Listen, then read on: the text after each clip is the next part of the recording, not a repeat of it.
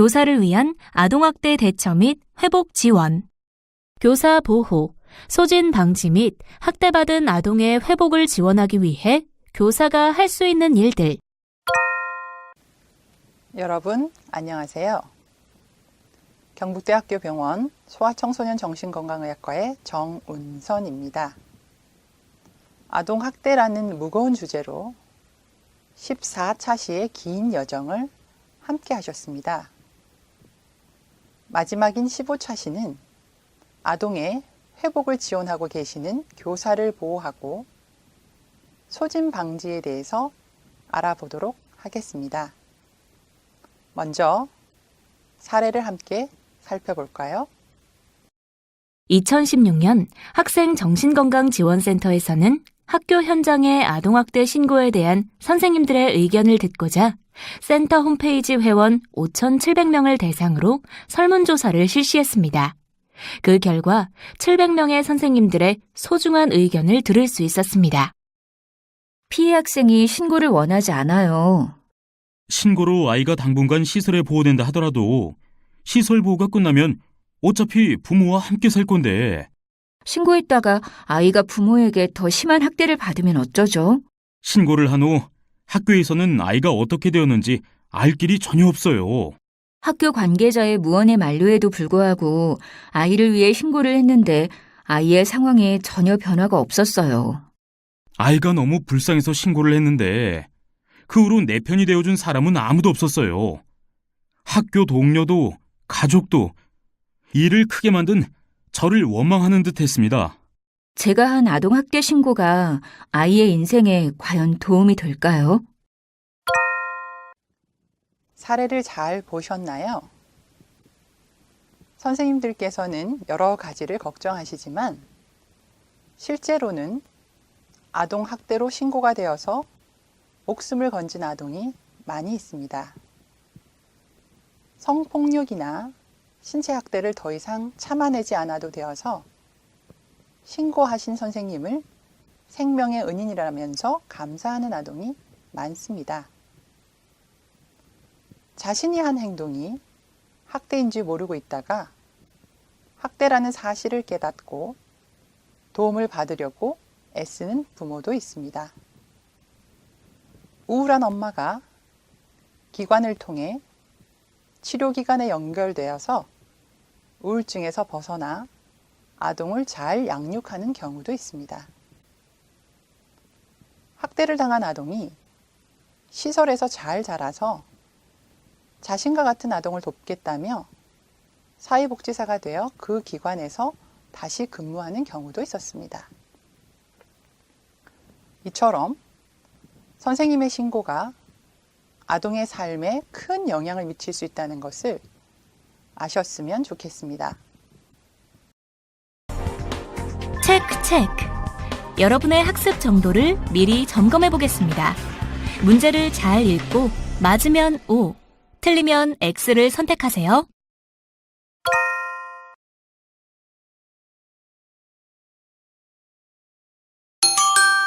정답입니다.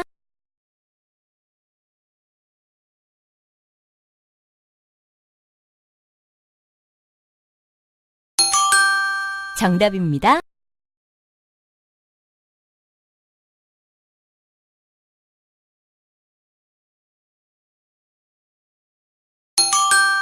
정답입니다.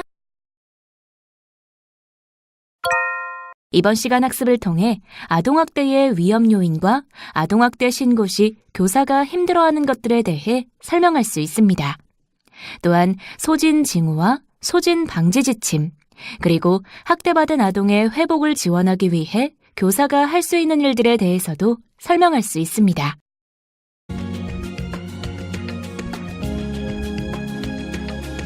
1. 아동학대의 위험 요인. 먼저 우리나라의 아동학대 현황을 살펴본 후 아동학대의 위험 요인에 대해 알아보도록 하겠습니다. 2016년 전국 아동학대 현황 보고서에 따르면 피해 아동의 연령 중 7에서 15세 아동이 전체 피해 아동의 62.3%를 차지하고 있으며 성별로 보면 전체에서 여아가 약 49.8%로 남아보다 약간 적습니다. 가해자는 잘 아시겠지만 부모가 80.5%로 가장 많았습니다. 아동학대는 모든 나라와 문화, 인종, 사회 계층을 불문하고 발생합니다. 한편 과학적 연구를 통해 어떤 상황에서 아동학대가 더 많이 발생하는지에 관한 결과도 나와 있습니다. 다른 경우보다 아동학대가 더 많이 유발되는 위험 요인들이 있다는 것입니다. 첫 번째 위험 요인은 빈곤입니다. 아동학대에 대한 연구에 따르면 빈곤과 아동학대와의 상관관계는 매우 높습니다. 2004년 수잔 등이 미국에서 연구한 결과에 따르면 사회-경제적인 수준이 매우 낮은 극빈계층의 경우 아동학대와 방임이 일어날 확률이 중산층의 경우보다 3배 높고 수입이 매우 높은 경우보다 25배가 높았습니다. 그렇다고 극빈계층의 가족이 대부분 자식을 학대하거나 방임한다는 말은 아닙니다. 부유한 가족에서 일어나는 아동학대는 더 쉽게 은폐될 수도 있습니다. 경제적인 어려움이 있는 경우 사회적인 서비스를 이용할 만한 능력이 적고 안전이 보장되지 않을 가능성이 높으며 양육 교육도 부족할 가능성이 높습니다. 두 번째 위험 요인은 가정폭력입니다. 부모가 서로 폭력을 휘두르거나 부모 중 한 명이 폭력을 휘두르는 것은 아동에게는 매우 큰 위험 요인입니다. 캐나다 통계청에 따르면 배우자에게 폭행을 당하는 여성의 40%가 자녀도 연이어 폭행을 당했다고 하였고, 미국 아동학대 피해자의 24%는 가정폭력을 당하는 양육자와 함께 살고 있었습니다.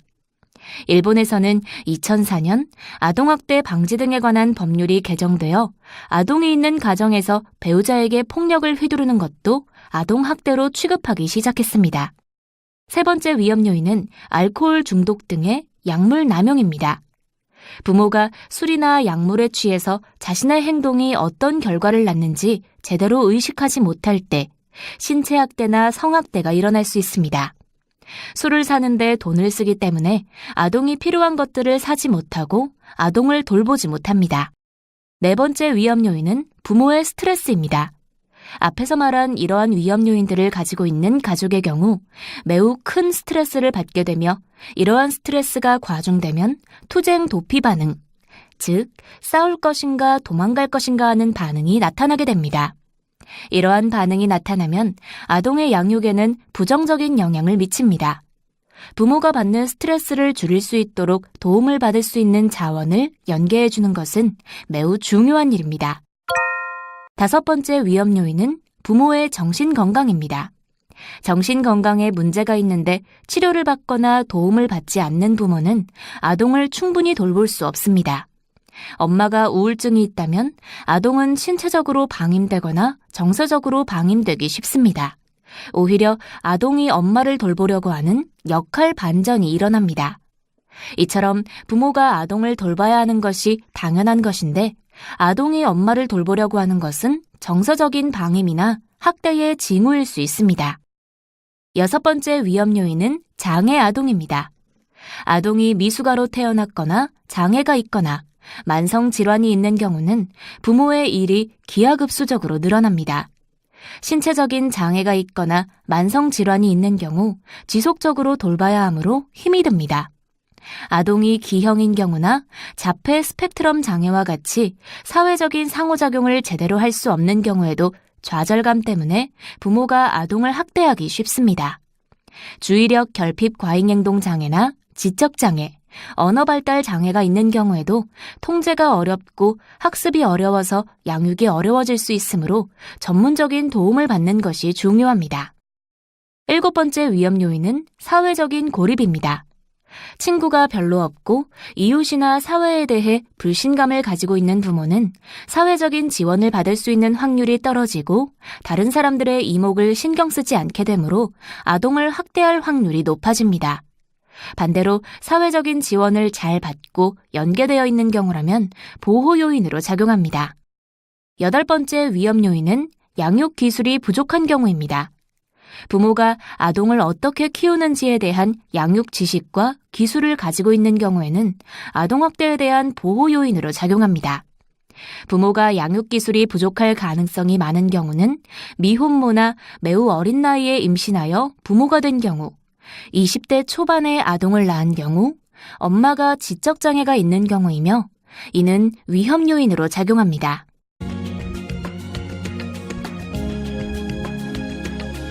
2. 아동학대 신고 시 교사가 겪는 어려움. 아동을 학대하는 사람들은 자녀가 너무 많아 방임하거나 사회적으로 고립되어 있을 수도 있습니다. 우울한 부모이거나 스트레스가 너무 클 수 있고 양육 방법을 제대로 모를 수도 있습니다. 신체 학대를 하는 보호자의 경우 분노 조절을 잘 하지 못하는 경우도 있습니다. 그런 보호자들은 공감 능력도 떨어지고 문제 해결 기술도 부족합니다. 이런 경우 담임 선생님이나 상담 선생님께서 혼자서 아동을 돕기는 어렵습니다. 따라서 국가가 마련해둔 시스템을 이용하여 협력하는 것이 중요합니다. 그 시스템이 아직은 부족할 수 있습니다. 하지만 지속적으로 그 시스템을 이용하여 학대하는 부모에게 사회가 지켜보고 있다는 점을 알리고 피드백을 주고 도움을 줄 수 있는 부분이 있다면 도움을 주는 것이 학대나 방임을 받는 아동을 보호하는 것이며 더 나아가 우리가 살아가는 사회를 보호하는 길일 것입니다. 또한 이런 과정을 통해 국가의 시스템도 더 발전할 수 있게 될 것입니다. 선생님들께서 아동학대 신고를 하면 할수록 도입 사례에서 보셨던 선생님들의 우려가 줄어들 것이라 생각합니다. 신고 의무자로서 아동학대를 신고하지 않으면 선생님들께서 처벌을 받을 수도 있다는 점은 오히려 선생님들께서 신고를 하시는데 보호 요인으로 작용할 수 있습니다. 미국의 경우 신고 의무자가 아동학대를 신고하지 않는 경우 주에 따라서 처벌이 매우 큽니다. 오히려 이런 법이 아동학대가 의심될 때 신고해야 하는 선생님을 보호한다고 합니다. 아동학대를 신고하지 않으면 제가 법적 처벌을 받습니다. 그래서 저는 신고 의무자로서 반드시 신고해야 합니다. 라는 말이 신고 의무를 지키는 선생님들을 보호하는 것일 수 있다는 말입니다. 우리나라의 경우에는 500만 원의 과태료가 부과되며 신고자의 신원은 비밀 보장이 됩니다. 선생님의 신고로 한 번만에 아동을 위한 조치가 이루어지지 않을 수 있지만 여러 선생님께서 반복해서 아동의 상황에 대해 학대로 신고를 하는 경우 그 아동이 도움을 받을 수 있는 확률이 커집니다. 앞에 도입 사례에서 말씀드린 설문조사에 응답한 선생님들께서도 많은 현실적인 어려움에도 불구하고 다시 학대받는 학생을 만난다면 그래도 신고를 하시겠다는 비율이 90.74%였습니다. 선생님들께서 학대나 방임은 중단되어야 한다는 점을 이미 잘 알고 계신다는 말이기도 합니다. 학대를 당하는 아동은 늘 두려워하면서 살아갑니다. 아동이 신고를 원하지 않는다고 해서 신고를 안 하시는 것은 바람직하지 않습니다. 아동학대 신고는 학대를 당하면서도 말을 못하고 있는 아동에게 이 세상에 나의 안전을 위해 애써준 사람이 적어도 한 사람은 있다는 위안을 줍니다. 그 한 사람은 아동이 세상을 신뢰하며 성장하도록 돕는 마중물입니다. 3. 소진 징후와 소진 방지 지침. 학대 등 학생이 겪는 부정적인 경험을 마주대하는 선생님들의 어려움에 대해 이야기해 보겠습니다. 이전에는 직접 겪은 외상만 외상 후 스트레스 장애를 일으킨다고 생각했지만 이제는 자신이 직접 겪지 않아도 자신이 신경 쓰고 있는 사람, 사랑하는 사람에게 일어난 트라우마가 2차적인 외상 후 스트레스 장애를 일으킬 수 있다고 알려져 있습니다. 선생님께서 아동이 겪은 일들을 듣는 것, 그리고 그 아동이 그 어려움에서 바로 도움을 받지 못하고 계속 고통을 당하고 있다는 사실은 선생님들께도 고통을 초래할 수 있습니다. 즉, 대리 외상을 입는 것입니다. 번아웃 증후군이라고 하는 소진 증후군이라는 개념이 있습니다. 이는 이전에 즐거웠던 일들이 더 이상 즐겁게 느껴지지 않거나 식욕이 없어지거나 표정이 굳어지고 머릿속에서 그 일이 떠나지 않고 그 일에 대한 악몽을 꾸거나 잠을 잘 들지 못하고 자주 깨고 가까운 사람들에게 쉽게 짜증이 나거나 화를 내게 됩니다. 자신이 무능하다는 생각이 들고 자신의 결정에 대해서 이전과는 달리 확신이 들지 않으며 자신은 아무것도 할 수 없다는 생각이 들어서 무기력하게 느껴지게 됩니다. 그리고 매우 냉소적이 됩니다. 가까운 사람들에게 힘들다고 이야기하면 상대방이 공감을 안 해줄 수도 있고 이 세상은 다른 사람의 고통에 대한 관심이 없다는 생각이 들어서 세상에 대한 배신감이 들 수도 있습니다. 너무 오래 이런 상황에 처하면 공감적인 피로가 생기게 됩니다. 이는 번아웃 증후군의 한 현상으로 아동이 겪는 고통에 대해서 나 스스로를 보호하기 위해서 아동의 고통에 대해서도 거리를 두고 냉담하게 반응하기도 합니다. 이전에 매우 헌신적이었거나 양심적이었던 성격이었던 경우, 본인이 스트레스가 크거나 사회적인 지지가 부족한 경우, 또한 이전에 본인이 비슷한 일을 당한 적이 있거나 트라우마를 받는 경험이 있거나 술을 마시면서 스트레스를 해소하는 경우에도 번아웃 증후군의 위험이 증가합니다. 이럴 때 본인의 상태를 잘 인식하고 도움을 요청하는 것이 필요합니다. 이러한 번아웃 증후군을 극복하기 위해서는 동료들과 같이 사건에 대해서 이야기해보는 것도 좋습니다.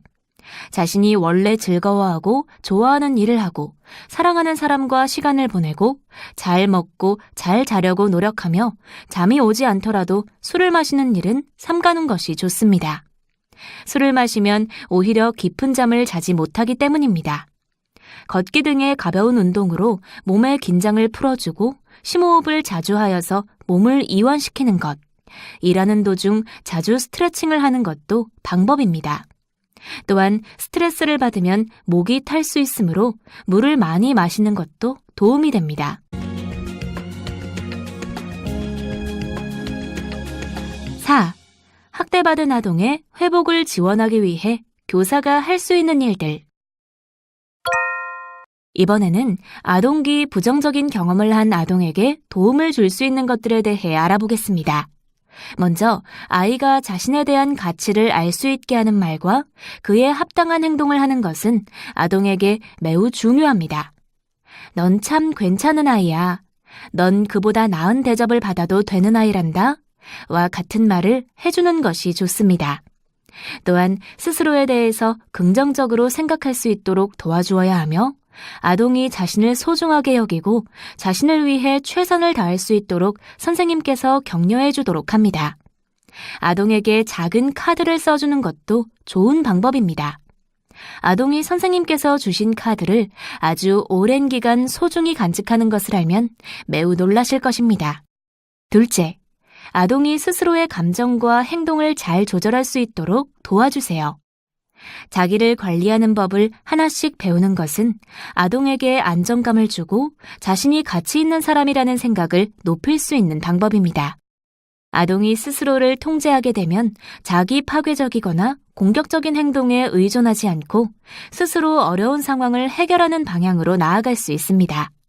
자기 파괴적인 행동이 나오면 선생님께서 중단시켜 주시고 조절을 할 수 있도록 도와주시고 아동이 자신을 잘 통제할 경우 반드시 인정해주고 칭찬해주세요. 그러면 아동의 행동은 생각보다 빨리 긍정적인 방향으로 바뀔 것입니다. 셋째, 희망을 가지고 미래에 대한 목표를 설정하도록 도와주세요. 아동기에 부정적인 경험을 한 아동은 미래에 대한 희망을 스스로 가지기 어렵습니다. 선생님과 함께 생활하면서 조금씩 나아질 수 있고 나아질 것이라는 희망을 주세요. 또한 아동이 자신의 삶에서 작은 목표라도 가질 수 있도록 도와주세요. 넌 나중에 다른 사람에게 도움이 되는 일을 꼭 할 아이란다. 조금씩 노력하면 네가 되고 싶은 사람이 될 수 있을 거야. 와 같은 말을 아이 눈을 바라보고 꼭 해주세요. 넷째, 아동의 문제 해결을 도와주세요. 아동이 맞닥뜨리는 문제에 대해서 함께 해결책을 모색하는 것은 아동이 일상생활에서 하나씩 배워나가는 것을 돕습니다. 이런 문제 해결을 통해 아동이 희망을 가지고 자신도 할 수 있다는 것을 알게 됩니다. 아동이 문제를 하나씩 해결할 수 있도록 도움을 주도록 하며 아동이 문제 해결을 잘한 경우 반드시 아동을 칭찬해 주세요. 5째, 아동이 삶에 대한 신념을 가지도록 도와주세요. 아동이 물질적인 것, 세속적인 것을 넘어 삶에서 의미를 가질 수 있도록 도와주세요. 선생님의 말은 다른 사람의 말보다 무게가 있습니다. 이러한 삶의 의미는 아동이 지속적으로 방향성을 가지고 미래를 향해 갈 수 있게 합니다. 선생님께서 가지고 계신 삶의 모토를 아동과 나누어 주십시오. 예를 들어, 정직은 무엇보다 바꿀 수 없는 가치란다 라는 말들은 아동의 인생에서 큰 버팀목이 될 수 있습니다. 6째, 아동이 친구를 사귈 수 있도록 도와주세요. 학교에서 또래와 관계를 맺고 친해질 수 있도록 도와주세요. 친밀한 관계가 주는 이점은 아동이 이 세상에서 주변과 잘 연결된 삶을 살아갈 수 있도록 해줍니다.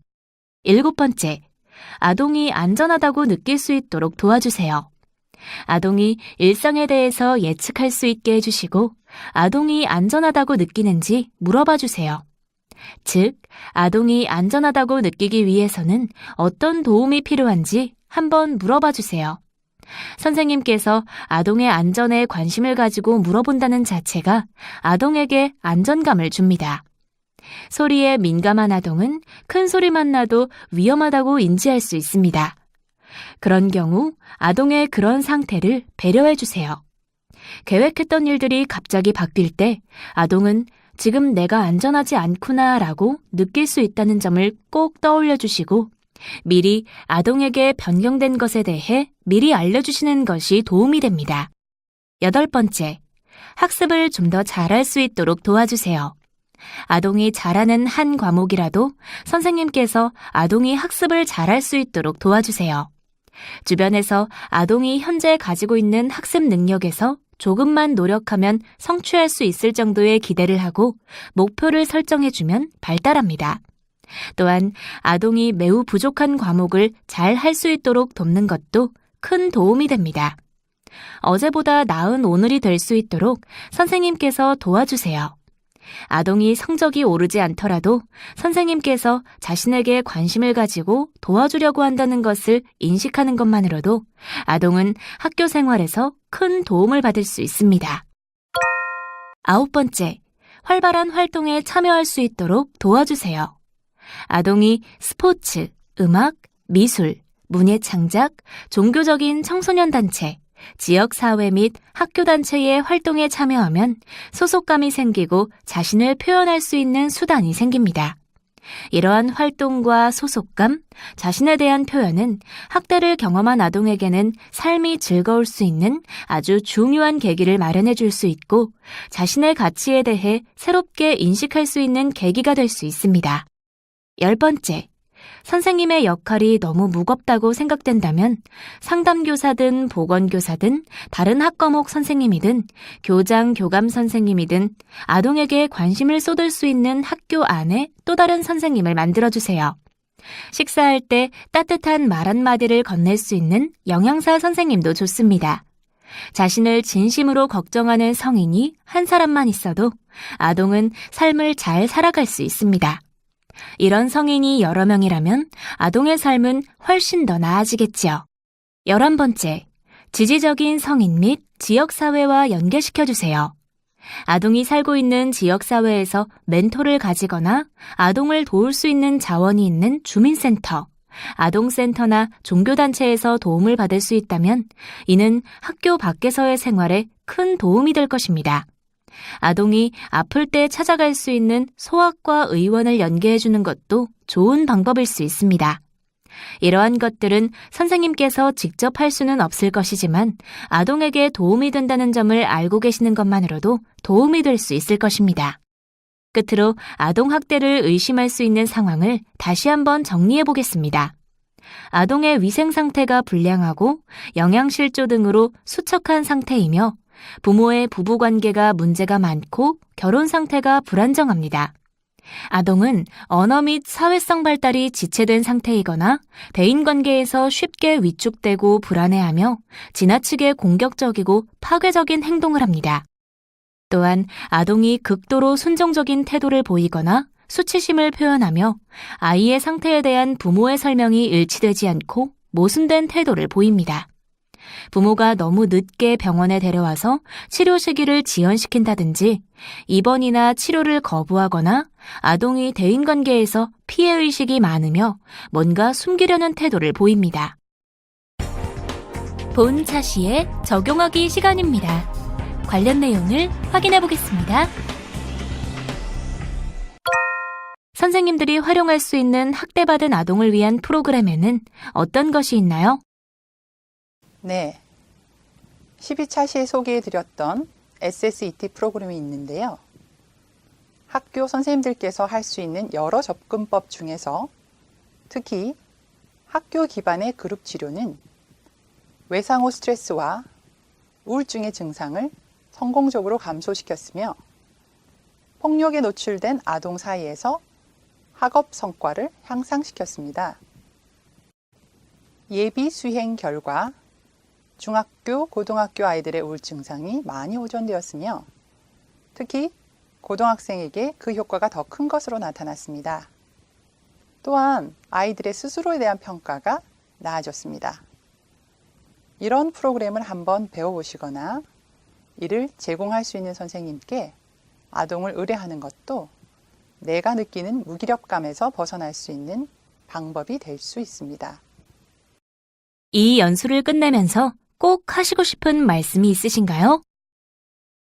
네. 문제 행동을 보이는 아동이 있을 때 문제야라고 생각하지 마시고 도움이 필요한 아동일 수 있다고 생각해 주세요.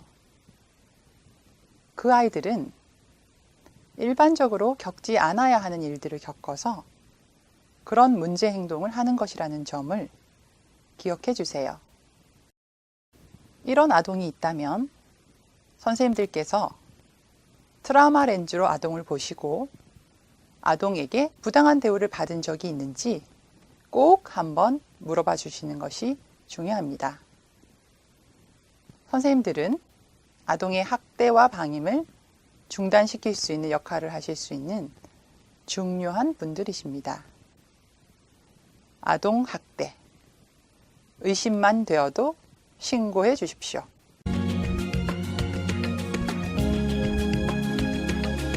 평가하기. 지금까지 살펴본 내용을 퀴즈를 통해 확인해 보겠습니다. 문제는 모두 3문항이 제시되며 기회는 2번씩 제공됩니다. 그럼 시작해 볼까요?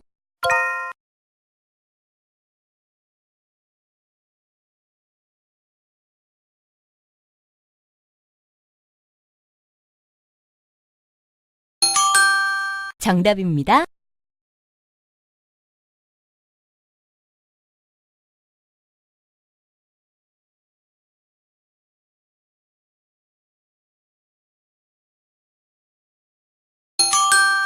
정답입니다.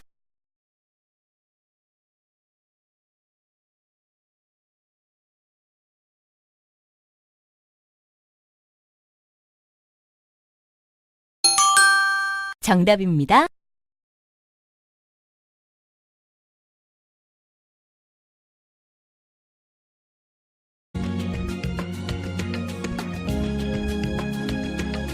정리하기. 오늘 학습한 내용을 살펴보면서 주요 개념들을 다시 한번 정리해 보세요. 먼저 아동학대의 위험 요인에 대해 알아봤습니다. 아동학대의 위험 요인에는 빈곤, 가정폭력, 부모의 알코올 중독 및 약물 남용, 부모가 받는 스트레스, 우울증과 같은 부모의 정신건강 문제, 장애가 있는 아동, 가족이 고립되어 있는 경우들이 있다는 것을 알아봤습니다. 다음으로 아동학대 신고 시 교사가 겪는 어려움에 대해 알아봤습니다. 선생님들은 아동학대의 신고 의무자입니다.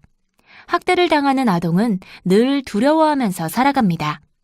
아동이 신고를 원하지 않는다고 해서 신고를 안 하시는 것은 바람직하지 않습니다.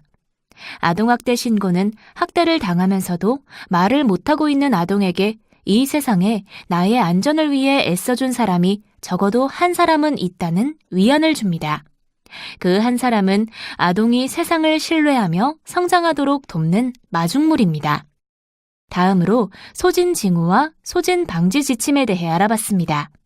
아동이 학대받는 상황을 듣거나 볼 때 선생님들께 2차적인 외상이나 스트레스가 생길 수 있습니다. 아동이 겪은 일들을 듣는 것, 그리고 그 아동이 그 어려움에서 바로 도움을 받지 못하고 계속 고통을 당하고 있다는 사실은 선생님들께도 고통을 초래할 수 있습니다.